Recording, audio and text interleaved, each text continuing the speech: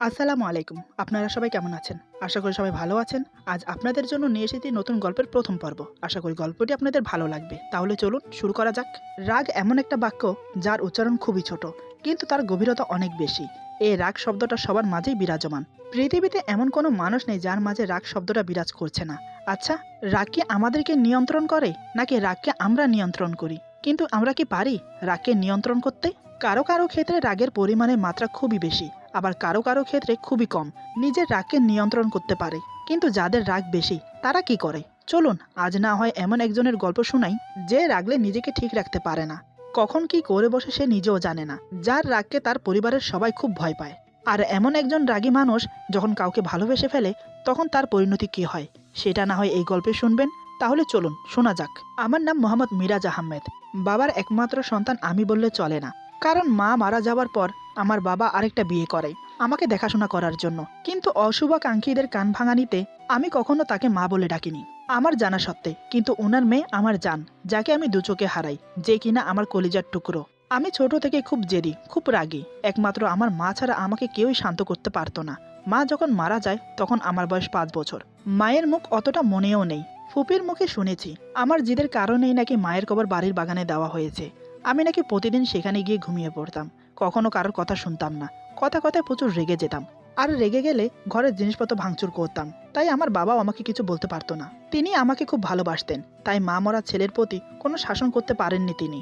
ছোট থেকে শাসন না করলে ছেলেরা যা হয়, আমার ক্ষেত্রেও তাই হয়েছে। আমি আমার মতোই চলছি। এক কথায় যাকে বলে বড়লোক বাবার বুকে যাওয়া ছেলে। বাবা দ্বিতীয় বিয়ে করার ফলে আমি তাকে বাবা বলেও ডাকি না। কারোর সাথে কোনো কথা বলি না।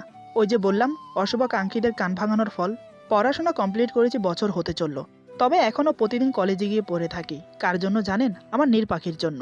ওকে যে আমি খুব ভালোবাসি, তবে ভালোবাসাটা একতরফা। সে আমাকে ভালোবাসে না। প্রথম যেদিন তাকে কলেজে দেখি, সেদিনের পর থেকে তাকে ভালো লেগে যায়। তারপর ধীরে ধীরে ভালোবাসা জন্মায়। কিন্তু এতবার প্রপোজ করার পরেও সে আমার ভালোবাসা গ্রহণ করেনি। আজও আমি কলেজে এসেছি। এমন সময় নীরা আর তার বান্ধবীরা কলেজ থেকে বের হচ্ছে। এরই মধ্যে আমি সিগারেটের ধোঁয়া উড়াতে উড়াতে নীরের সামনে এসে পথ আটকে দাঁড়াই। আমি বললাম, নীর, তোমার সাথে আমার একটু কথা আছে, আর বাকিরা সবাই যেতে পারো। নীরা বলে, আপনার মতো ফালতু লোকের সাথে আমার কথা বলার মতো কোনো সময় নেই। আমি বললাম, হ্যাঁ হ্যাঁ, আমার সাথে তো তোমার কথা বলার কোনো টাইমই নেই। আর সবার সাথে গা ঢলাঢলি করতে তো তোমার অনেক সময়। নীরা বলে, মাইন্ড ইউর ল্যাঙ্গুয়েজ। আপনি আমার পার্সোনালিটি নিয়ে কথা বলার অধিকার কই পান? হ্যাঁ, লজ্জা বলতে কিছু নাই না? আপনি নিজে কি একবার ভেবে দেখেছেন? বড়লোক বাবার উচ্ছে যাওয়া ছেলে, যার না আছে কোনো গুণ, না আছে কোনো পার্সোনালিটি। সারাদিন বাইকে ঘোরা আর মেয়েদের টিচ করা ছাড়া আপনার কোনো কাজ আছে? কে আপনি? হ্যাঁ, আমার ভাই, বন্ধু, বিএফ? কোনো কথা বলবো না আপনার সাথে। আমার লাইফটা মজা বানিয়ে দিয়েছেন আপনি। আমি বললাম, আমি তোমার কাছে আমার ক্যারেক্টার সার্টিফিকেট নিতে আসিনি, বোঝাতে এসেছি। ওই ছেলেটার সাথে যেন আর কথা বলতে না দেখি, বলে দিলাম। তা না হলে তোমার কপালে দুঃখ আছে, মনে থাকে যেন। নীরা বলে, আমি আপনার ঘরের বউ না যে আপনি যা বলবেন আমার শুনতে হবে, আর না আমার উপর আপনার কোনো অধিকার আছে। ওকে, সরুন আমার সামনে থেকে। আমি বললাম, কাজটা তুমি মোটেই ভালো করলে না নীর। তোমার উপর যে আমার অধিকার কি সেটা আজ বুঝবে তুমি। এই বলে চলে গেলাম। আসলে ওর নাম নেহারিকা আক্তার নীরা। আমি ভালোবেসে নীর বলে ডাকি। কলেজে অনার্স একম বর্ষের ছাত্রী। বাবা মার একমাত্র আদরের মেয়ে। ওর বাবা ব্যাংকের ম্যানেজার, আর মা সংসার সামলায়। সংসার সামলানো কিন্তু চারটিখানি কাজ না, যে করে সে জানে। আমাকে নাকি কোনো দিক থেকেই ভালো লাগে না নীরার। আর ভালোবাসবে তো দূরে থাকা আমাকে। আজ কয়েকদিন যাবৎ লক্ষ্য করছি, নীর আমার ক্লোজ ফ্রেন্ড আশিকের সাথে কথা বলে। বারণ করা সত্ত্বেও আমার কোনো কথা শোনে না। আমার কোনো কথা পাত্তা না দিয়ে আমার সামনে আশিকের হাত ধরে গল্প করে। আমি লাস্টবার বারণ করতে আসছি আজ, কিন্তু নীরা আমার কথাগুলো পাত্তা না দিয়ে পরে আশিকের সাথে বাসায় যাওয়ার জন্য বেরিয়ে যায়। ব্যাপারটা আমার হজম হলো না, তাই আমি রাস্তায় গাড়ি নিয়ে আশিকের বাইকের সামনে দাঁড় করাই। আমার সাথে আরো কয়েকজন ছিল। তারপর দুজনকেই জোর করে গাড়ির ভেতরে তুলে নেই। আশিকের মাথায় বন্দুক ঠেকিয়ে রাখে, তাই সে ভয়ে কিছু বলতে পারছে না। জীবনের মায়া কার না থাকে বলেন? তাই চুপ করে আছে। এদিকে নীরা বাঁচাও বাঁচাও বলে চিৎকার করে যাচ্ছে। ওর চিৎকারে আমার কানে তালা লেগে যাচ্ছে। মেজাজটা বিগড়ে যায়, তাই কষে একটা থাপ্পড় মারি। এক থাপ্পড়ে নীরা জ্ঞান হারায় আর আমার গায়ে ঢলে পড়ে। আমি আমার হাত দিয়ে ওকে আগলে রাখি। প্রায় ঘন্টাখানেক লাগলো বাংলোতে পৌঁছতে। আমার বাবার 4-5টা বাড়ি আছে, তার মধ্যে একটা বাড়ি আমার খুব পছন্দ, তাই সেটাকে আমি আমার জন্য ইউজ করি। যখনই বেশি মন খারাপ হয়ে যায় তখন এই বাড়িতে চলে আসি একাকিত্বভাবে সময় কাটানোর জন্য। নীরাকে নিয়ে এই বাড়িতেই এসেছি। বাড়ির ভেতরে প্রবেশ করে গাড়ি থামতেই নীরাকে পাজা কোলে করে নিয়ে একটা রুমে নিয়ে রাখি। অন্য রুমে আশিককে বন্দি করে রাখি। কিছুক্ষণ পর নীরার যখন জ্ঞান ফিরিল, তখন নিজেকে সুন্দর একটা ফুলে ভরা বিছানায় আবিষ্কার করে। আসলে আমি বিছানাটাকে ফুল দিয়ে সাজিয়েছিলাম। শুধুমাত্র নীর পাখির জন্য। এদিকে নীরার রুমটা খুব ভালো লাগে, সে ঘুরে ঘুরে দেখতে থাকে। সে ভুলেই গেছে সে কিভাবে এখানে এসেছে। হঠাৎ মনে হতেই তখন ওর আশিকের কথা মনে পড়ল। এমন সময় আমি রুমে প্রবেশ করি। আমি বললাম, আমার নীর পাখিটা কি করছে? নীরা বলে, মানে কি এসবের? আশিক কই? আমি বললাম, মরেনি, জীবিত আছে। এখনো যদি আমার কথা না শোনো তাহলে ওর কি হবে আমি নিজেও বলতে পারছি না। নীরা বলে, কি করবেন আপনি? আমি বললাম, আমার কথা না শুনলে মেরে ফেলবো ওকে। নীরা বলে, আপনি মানুষও খুন করেন? আমি বললাম, না, কখনো করিনি, তোমার জন্য এই প্রথম করব যদি তুমি আমার কথা না শোনো।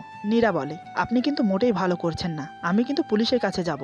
আমি মুচকি হেসে বললাম, আমার নীর পাখিটার এত কষ্ট করতে হবে না, পুলিশ আমার সাথে এখানেই আছে। আশিককে মারার পর উনি অ্যাক্সিডেন্ট কেস বানিয়ে চ্যাপ্টার ক্লোজ করে দেবে।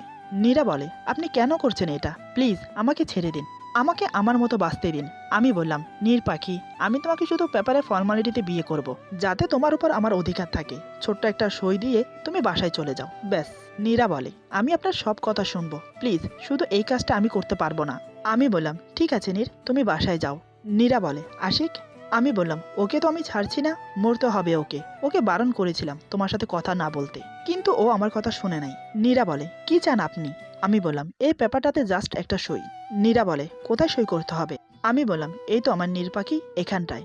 নীরা বলে, আগে আমি আশিককে আমার সামনে চাই। আমি বললাম, তুমি সইটা করে দাও, আমি ওকে সশরীরে বাসায় পৌঁছে দেব, বিশ্বাস রাখো আমার উপর। নীরা তাচ্ছিল্যের হাসি দিয়ে বলে, বিশ্বাস? আর আপনাকে? আজ যে কাজটা আপনি করেছেন তারপর আপনার মুখটা দেখতেও আমি রাজি না। Just hate you, just hate you. আমি বললাম, এমনটা বলো না নীর, এই মিরাজ তার নীরকে পাওয়ার জন্য যে কোনো কাজ করতে পারে, তার জন্য আমাকে কাউকে খুন না কেন করতে হয়? তুমি শুধু আমার নীর, তুমি শুধু আমার, তুমি শুধু আমাকে ভালোবাসবে, জাস্ট মি। আর আমার কথা না শুনলে যে কি করতে পারি তা তুমি ভালোভাবেই জানো। নীরা বলে, কি চাইছেনটা কি আপনি বলেন তো? কিসের জন্য আমার পিছু পড়ে আছেন? সত্যিই আমাকে ভালোবাসেন নাকি আমার এই শরীরটার জন্য? আমি বললাম, জান, কি বলছো তুমি এসব? নীরা বলে, আমি ঠিক বুঝতে পারছি আপনাদের মতো ছেলেদের কি চাই। দেরি করছেন কেন? নিন, আপনার ভালোবাসা পূর্ণতা করে নিন, মিটিয়ে নিন আপনার মনের ইচ্ছে। নীরার কথা শুনে আমার মাথাটা আরো গরম হয়ে উঠল। আমি নীরার এক হাত পিছনের দিকে ঘুরিয়ে দেয়ালের সাথে চেপে ধরি, আর আমার এক হাত দিয়ে ওর মুখটা শক্ত করে চেপে ধরে বললাম, আর একটা কথা বললে এখানেই মেরে পুঁতে দেব তোমাকে। আমি বখাটে হতে পারি, কিন্তু অতটাও খারাপ না। তোমার দেহ ভোগ করার জন্য যদি নিয়ে আসতাম তাহলে তোমাকে বিয়ে করার কথা মাথায় আনতাম না। পুরো শরীরটাকে ভোগ করে ছিন্ন ভিন্ন করে রাস্তায় ফেলে আসতাম। আমি অতটাও অমানুষ না। মেয়েদের দেহ ভোগ করার জন্য মেয়েদেরকে তুলে নিয়ে আসতে হয় না আমার। আমি একটা ইশারা করলে হাজার হাজার মেয়ে আমার বিছানায় আসবে। কত মেয়ে আমার পিছু ঘুরে শুধু আমার একটু ভালোবাসা পাওয়ার জন্য, তুমি সেটা খুব ভালো করেই জানো। এই বলে ওর চোখের দিকে তাকিয়ে আছে। নীরা আমার চোখের দিকে তাকিয়ে রীতিমতো ভয় পেয়ে যায়। নীরার মনে হচ্ছে আমার মাঝে কোনো হিংস্র দানব ঢুকে গেছে। নীরার চোখ দিয়ে টপ টপ করে জল গড়িয়ে পড়ছে। আমি নীরার গালটা এমন করে ধরেছি যে নীরার ঠোঁট কেটে গাল বেয়ে রক্ত পড়ছে। হঠাৎ আমার হাতে গরম কিছুর অনুভব করতেই বুঝতে পারলাম ব্যাপারটা। আমি তাড়াতাড়ি নীরাকে ছেড়ে দিয়ে ওকে নিয়ে ব্যস্ত হয়ে পড়ি। নীরা ফুফিয়ে ফুফিয়ে কাঁদতে থাকে। আমি চেঁচিয়ে বললাম, মাইনকা, এই মাইনকা, কই গেলি, জলদি আয়। মানিক দৌড়ে এসে বলে, জি স্যার। আসলে ওর নাম মানিক, আমি ওকে মাইনকা বলে ডাকি। আমার বাড়ির কেয়ারটেকার, আমি না থাকা সত্ত্বে ও সবকিছু দেখভাল করে। আমি বললাম, তাড়াতাড়ি ওষুধের বক্সটা নিয়ে আয়। আমার কথা শুনে মানিক দৌড়ে গিয়ে ওষুধের বক্সটা নিয়ে এসে আমার হাতে দিয়ে চলে গেল। সে খুব ভালো করেই জানে এ সময় এখানে দাঁড়িয়ে থাকলে ওর কপালে দুর্গতি আছে। আমি ওষুধের বক্সটা নিয়ে নীরার কাছে গিয়ে ফ্লোরে বসে পড়লাম, কিন্তু আমার হাত কাঁপছে। নীরার ঠোঁটে ওষুধ লাগাতে গেলে নীরা আমার কাজকর্ম দেখে অবাক হয়ে যায়। এইমাত্র যে ব্যবহার করলাম আর এখন যা করছি এইটাই যেন ওর বোধগম্য হচ্ছে না। আমি বললাম, জান, তুমি এখন এখানে বিশ্রাম করো। নীরা বলে, আমি বাসায় যাব। আমি বললাম, ঠিক আছে, এখানে একটা সই করে দাও, তোমাকে বাসায় রেখে আসি। নাও, তাড়াতাড়ি করো। নীরা বলে, আমি একাই যেতে পারবো, আপনার যেতে হবে না। আমি কর্কশ কণ্ঠে চেঁচিয়ে বললাম, তোমার কাছে আমি জানতে চেয়েছি আমাকে কি করতে হবে? নীরা আমার চিৎকার শুনে তাড়াতাড়ি সই করে দেয়। আজ আমাকে নীরা খুব ভয় পাচ্ছে, কারণ এতদিন আমার এই রূপ নীরার কাছে অচেনা ছিল। তাই আমি বললাম, চলো তোমাকে বাসায় নামিয়ে দিয়ে আসি। আর হ্যাঁ, কাল থেকে আমার কথা মতো চলবে। কিছু করার চেষ্টা করলে আমার থেকে খারাপ আর কেউ হবে না। আর একটা কথা, এইসব টাইট ফিটিং জামা কাপড় একদম পরবে না, ঠিক মতো খাবে, বাসা থেকে কোনো কাজ ছাড়া বের হবে না, কোনো ছেলের সাথে কথা বলবে না, আমার রাগ উঠবে এমন কোনো কাজ করবে না। আমার রাগের সামনে যে আসবে সে কিন্তু শেষ হয়ে যাবে। কি মনে থাকবে?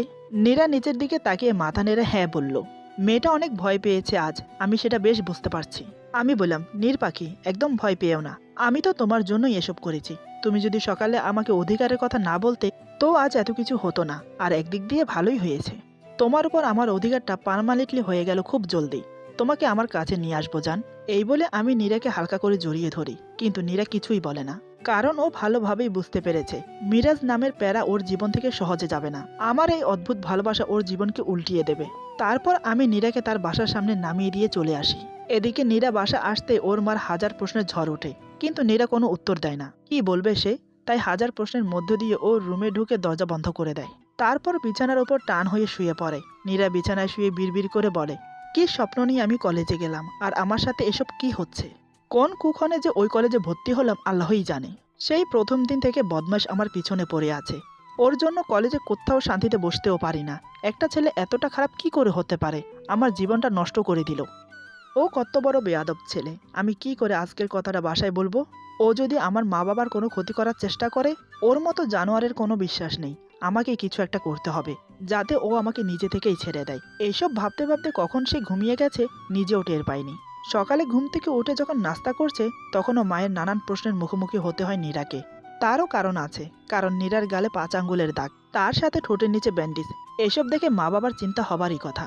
নীরা এক কথায় উত্তর দিয়ে দিল, কাল বন্ধুদের সাথে নদীর পাড়ে ঘুরতে গিয়েছিলাম, সেখানে পা পিছলে পড়ে গিয়ে এমনটা হয়েছে।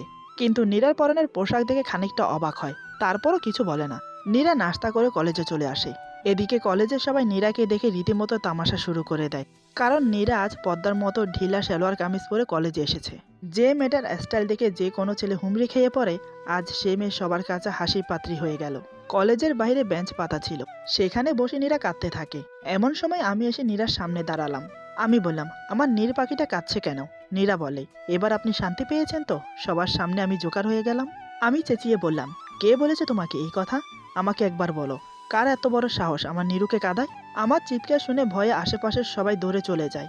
নীরা ভালোভাবেই জানে আমি রাগলে আর কারণ নিস্তার নেই, তাই প্রসঙ্গে পাল্টে বলে, আপনার সাথে একটা কথা ছিল।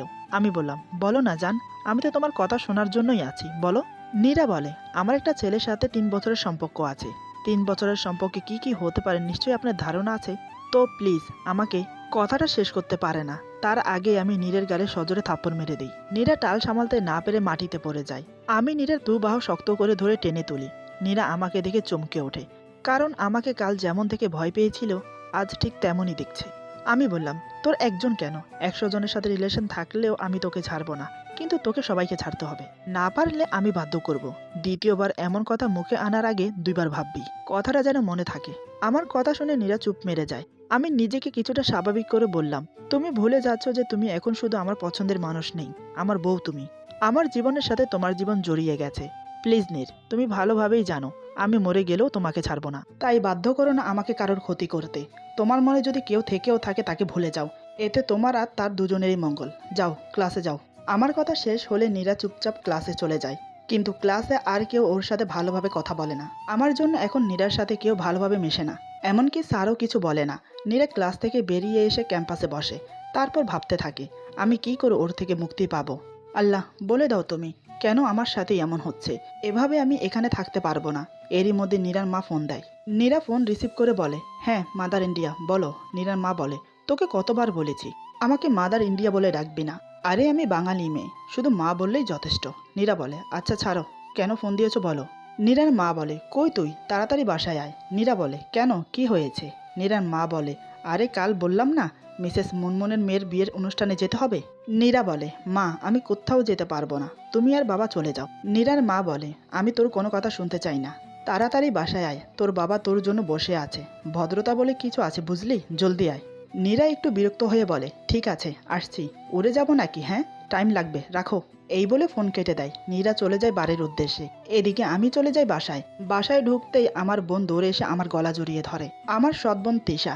তবে আমি কখনো ওকে সৎ বোন ভাবিনি, নিজের জীবনের থেকেও বেশি ভালোবাসি। তিশা বলে, ভাইয়া কই ছিলে তুমি এতক্ষণ? আমি সেই কখন থেকে রেডি হয়ে বসে আছি, আমার সব সাজ নষ্ট হয়ে গেল। আমি বললাম, আমার তিশা মনিটা দুনিয়ার সবচাইতে best, pretty, sweetie and beautiful. তোমার সাজার কী দরকার? আমি এখনই চট করে তৈরি হয়ে আসি, তুমি 5 মিনিট টাইম দাও। এমন সময় দরজার কাছে দাঁড়িয়ে রেবিকা বলে, বোনকে এত লাই দিও না, মাথায় চড়ে যাবে। রেবিকা মানে ইনি হচ্ছেন আমার সৎমা। আমি গম্ভীর গলায় বললাম, সেটা আমি বুঝবো, আপনার ভাবতে হবে না। রেবিকা বলে, কোথায় যাবে তোমরা? আমি বললাম, সেটা আপনার না জানলেও চলবে, নিজের গণ্ডির মধ্যে থাকেন, মা হবার চেষ্টা করবেন না। রেবিকার এসব কিছুর অভ্যাস হয়ে গেছে, আমার অনেক কঠিন ভাষাও উনি সহ করে নিয়েছেন, কিন্তু কোনোদিন কিছু বলেনি। তার একটাই আশা, আমি একদিন তাকে ঠিকই মা বলে মেনে নেব। এদিকে নীরার মার অভিসন্ধি ছিল অন্য কিছু। নীরাকে ওর মা শুধু বিয়ে বাড়িতে ভদ্রতা বজায় রাখতে নিয়ে যায়নি, ওনার বান্ধবী মিসেস মুনমুনের ছেলে পিয়াসের সাথে দেখা করানোর জন্য নিয়ে যায়। নীরার মার পিয়াসকে অনেক পছন্দ, কিন্তু নীরাকে বলে রাজি হবে না যেতে। তাই নীরার মা এই প্ল্যানটা করে নীরাকে নিয়ে যায়। এদিকে নীরা বিয়েতে যাবে বলে শাড়ি পরছে। আয়নার সামনে নিজেকে দেখে নীরা বলে, ধুর ধুর, সবাই মিলে আমার কলিজাটা টানটানি করতে শুরু করেছে। আল্লাহ বাঁচাও আমাকে, এই শাড়ি পরে আমি কেমনে যাব। আসলে শাড়ি পরতে নীরার মা নীরাকে বলেছে। নীরা পরতে চায়নি, কিন্তু মায়ের জেদের কাছে হার মানতে হলো। নীরার মা বলে, কিরে তোর হলো, জলদি আয়, গাড়ি দাঁড়িয়ে আছে। নীরা বলে, আসছি। হে আল্লাহ, আর যাই হোক ওই গুন্ডার সাথে যেন দেখা না হয়। এই বলে গাড়িতে এসে বসে। কিছুক্ষণ পর বিয়ে বাড়িতে পৌঁছে গেল। বিয়ে বাড়িতে এসে নীরার ভালোই লাগছে, কারণ সবাই নীরার দিকে হাঁ করে তাকিয়ে আছে। আর থাকবে না কেন, আজ নীরা হলুদ শাড়ি পরেছে, সাথে ম্যাচিং কানের দুল, গলার মালা, ঠোঁটে লাল লিপস্টিক, কপালে টিপ, হাত ভর্তি হলুদ কাচের চুড়ি। একদম হলুদ পরীর মতো লাগছে নীরাকে। নীরা সবাইকে আর চোখে দেখে আর মনে মনে ভাবে, বাহ নীরা, তোকে তো মনে হচ্ছে অনেক সুন্দর লাগছে। সবাই তো হাঁ করে তাকিয়ে আছে, তার জন্যই তো ওই গুন্ডাটা তোর পিছে পড়ে আছে। বসে বসে নীরা এসবই ভাবছে, কিন্তু সে বুঝতেই পারল না এত মানুষের মধ্যে একজোড়া চোখ ওর দিকে ভয়ানক দৃষ্টিতে তাকিয়ে আছে। সে আর কেউ নয়, সে হলাম আমি। আমি মনে মনে বলছি, ওর সাহস কি করে হয় এত সে যে কোথাও আসা। কত ছেলে ওর দিকে তাকিয়ে বাজে চিন্তা ভাবনা করছে। পাকা গজিয়েছে তোমার, দাঁড়াও, পাকা কেটে দেওয়ার ব্যবস্থা করছি। এর মধ্যে একটি ছেলে নীরাকে ডাকে। ছেলেটি বলে, এক্সকিউজ মি, হলুদ পরি? নীরা বলে, জি আমাকে বলছেন? ছেলেটি বলে, জি হ্যাঁ আপনাকেই বলছি। আপনি ছাড়া এই পুরো বিয়ে বাড়িতে হলুদ পরি কে আছে বলেন? নীরা বলে, আপনি একটু বেশিই বলছেন। ছেলেটি বলে, আমার কিন্তু বেশ অহংকার আর হিংসা হচ্ছে জানেন। নীরা বলে, হিংসা কেন, আর অহংকারই বা কেন? ছেলেটি বলে, 2 দিন পর যার সাথে আমার বিয়ে, তাকে যে সবাই এইভাবে দেখছে তাই আমার হিংসা হচ্ছে। আর তুমি যে এতই সুন্দরী তাই আমার অহংকার হচ্ছে। নীরা কিছুটা অবাক হয়ে বলে, মানে কি বলছেন আপনি? ছেলেটি বলে, আসো আমরা ওইখানটায় বসে কথা বলি। নীরা বলেন, না, যা বলার এখানে বলেন, না হলে না বলেন। ছেলেটি বলে, আচ্ছা আচ্ছা কুল, এখানেই বলছি। হাই, আমি পিয়াস, যার বিয়েতে এসেছেন আমি তার ভাই। এই বলে পিয়াস হাত এগিয়ে দেয়। নীরা হাত মিলাতে যাবে, তখনই দেখে আমার রাগী চোখ ওর দিকে এগিয়ে আসছে। নীরা আমাকে দেখেই উল্টো দিকে দেয় দৌড়। পিয়াস হাঁ হয়ে থাকে নীরা যাওয়ার দিকে। নীরা বিড়বিড় করে বলে, আল্লাহ এটা কি হলো, যেটা চাই না তুমি সেটাই 2 হাত ভরে দাও। আমি এখন কই যাই, আর বেশি কিছু ভাবার সময় পাইনি নীরা। তার আগেই আমি সামনে থেকে এসে নীরার হাত ধরে টানতে টানতে একটা ফাঁকা রুমে নিয়ে এসে রুম লক করে দিই। ততক্ষণে নীরা ভয়ে হাত পা কাঁপছে। নীরা কাঁপা কাঁপা গলায় বলে, প্লিজ আমাকে মারবেন না, আমি আর কোনো দিনও। পুরো কথা বলতেই পারে না, তার আগেই আমি নীরার 2 হাত শক্ত করে ধরে নিজের বুকের সাথে চেপে ধরি। নীরার ঠোঁটে নিজের ঠোঁট ডুবিয়ে দেই। 2 হাত ছেড়ে দিয়ে ওর কোমর ধরে নিজের সাথে মিশিয়ে নিলাম। 2 হাতে কোমর খুব শক্ত করে খামচে ধরলাম। তাতেই নীরা গুঙিয়ে ওঠে। আমি আমার মতো ওর ঠোঁট চষে যাচ্ছি, যতক্ষণ পর্যন্ত না ওর ঠোঁটের লিপস্টিক উঠে না যাচ্ছে। যেভাবে নীরাকে ধরে রেখেছি, নীরা নড়তেও পারছে না। নীরা অজানা এক অনুভূতিতে হারিয়ে গেছে। কিছুক্ষণ পরেই নীরা ছটপট করছে। একের পর এক আঘাত আর সহ করতে পারছে না। এরই মধ্যে আমি নীরাকে ছেড়ে দেই। আমি নীরাকে ছাড়ার পর নীরা চোখ বন্ধ করে চুপটি মেরে দাঁড়িয়ে কান্না করতে থাকে। আমি খেয়াল করলাম ওর 2 হাতে চুড়ি ভেঙে হাত কেটে গেছে, তার উপর ঠোঁটে রক্ত জমে গেছে। শুধু তাই নয়, কোমরে খামচে ধরার ফলে 2 দিক দিয়ে কোমর পুরো লাল হয়ে গেছে, 5 আঙ্গুলের দাগ বসে গেছে। তাতেও আমার একটু মায়া হলো না। আমি রাগিত কণ্ঠে বললাম, কান্না বন্ধ করো নীর। নীরা নীরবে চোখের পানি ফেলে যাচ্ছে। আমি বললাম, কি থামবা নাকি আবার কিস করব? নীরা কান্নার জড়িত গলায় বলে, আপনি আমার সাথে কেন এমন করছেন, কি করেছি আমি? আমি বললাম, তুমি ওই ছেলের সাথে কথা বলছিলে কেন? নীরা বলে, আমি তো কথা বলিনি, উনিই তো। আর বলতে পারলো না। আমি বললাম, উনি তো কি, যে তোমার সাথে কথা বলতে আসবে তুমি তার সাথেই কথা বলবে? কি ভেবেছিলে আমি জানতে পারবো না? নীরা বলে, আমি তো জাস্ট। আবার চুপ হয়ে যায় আমার চোখ দেখে। আমি বললাম, নীর পাখি, আমি তোমাকে বলেছিলাম না এমন কোনো কাজ করো না যাতে আমার রাগ উঠে যায়। এত সেজে এসেছো কেন? হ্যাঁ, সবাই কেমন করে তাকিয়ে আছে তুমি জানো? ঠোঁটে কখনো লিপস্টিক দিবা না, আমি নিজেকে কন্ট্রোল রাখতে পারি না। আমি চাই না আমি ছাড়া তোমাকে এভাবে কেউ দেখুক। এই বলে আমি হঠাৎ যা করলাম ওর সাথে, ও ভাবতে পারিনি এমন কিছু করব আমি আবার। একটা মানুষ কতটা ভয়ঙ্কর হতে পারে তা নীরার জানাই ছিল না। সে ভয়ে থরথর করে কাঁপছে আবার আমার এই অমানুষিক রূপ দেখে। ও যেন সেখানেই জ্ঞান হারাবে। এরপর যা হলো, আজকের গল্প এখানে সমাপ্ত। গল্পের বাকি অংশ পেয়ে যাবেন আগামী পর্বে। আশা করি গল্পটা আপনাদের ভালো লাগবে। সবাই ভালো থাকবেন, সুস্থ থাকবেন। আল্লাহ হাফেজ।